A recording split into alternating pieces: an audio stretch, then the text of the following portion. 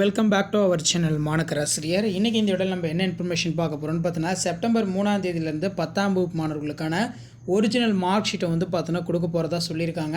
இப்போ +1 படிச்சுட்டு இருப்பீங்க, உங்களுக்கான 10th மார்க் ஷீட் வந்து பார்த்தோன்னா எப்போ வந்து வாங்கணும் அப்படிங்கிற மாதிரி ஒரு இன்டிமேஷன் தான்.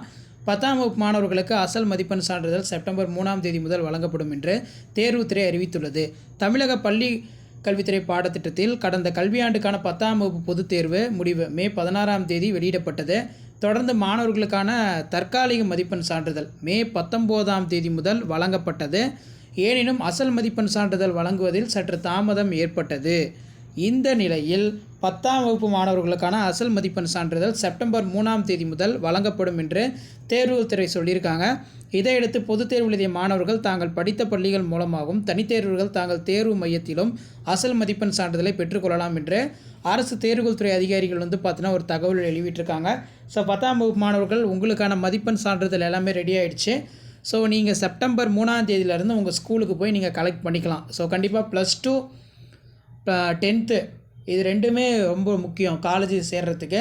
ஸோ 10ஆம் வகுப்பு மாணவர்கள் நீங்கள் வேறு ஸ்கூலில் வந்து ஜாயின் பண்ணிட்டீங்கன்னா நீங்கள் டைரெக்டாக போய் நீங்கள் ஏற்கனவே எந்த ஸ்கூலில் படிச்சிங்களோ அங்கே வந்து இந்த மார்க் ஷீட் வாங்குற மாதிரி இருக்கும். ஏற்கனவே படித்த ஸ்கூல்லேயே நீங்கள் படிக்கிற மாதிரி இருந்தால் உங்களுக்கு வந்து பார்த்தோன்னா நீங்கள் 12th முடிச்சதுக்கப்புறம் உங்களுடைய 10th 12th சேர்த்து கொடுப்பாங்க டிசியோட. ஸோ இந்த அப்டேட் வந்து தெரிஞ்சுக்கோங்க. ஸோ அப்டேட் யூஸ்ஃபுல்லாக இருந்தால் ஃப்ரெண்டுக்கு ஷேர் பண்ணுங்கள். மறக்காத மாணக்கராசிரியர் யூடியூப் சேனல் சப்ஸ்கிரைப் பண்ணி கீழே இருக்கக்கூடிய பெல் ஐக்கானை ப்ரெஸ் பண்ணி ஆல் வைங்க. அப்போ தான் இந்த மாதிரி அப்டேட்லாம் தொடர்ந்து நோட்டிஃபிகேஷன் வரும்.